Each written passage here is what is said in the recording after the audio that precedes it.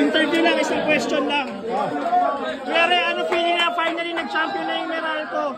Wow, sobrang, ano mo ma-explain kasi 11, 12 years yata inintay ng Meralco. So, sobrang thankful. Sobrang proud ako sa mga players namin. So, siyempre pinag-arapan nila yan. So, of course, sa mga Meralco company, matagal na nilang inintay ito. So, sobrang saya para sa kanila lahat.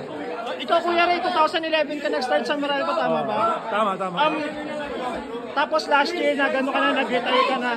Anong tip yung binigay mo sa kanila? Kasi di ba meron na rin kayong appearance sa finals before, tapos baka maulit-ulit. Ano yung binigay mong tip sa mga bata? Wala naman, usually, wala naman mga tip. Kunting advice na naman, lalo na sa mga big. Lalo na sa series na to, sila Brandon, sila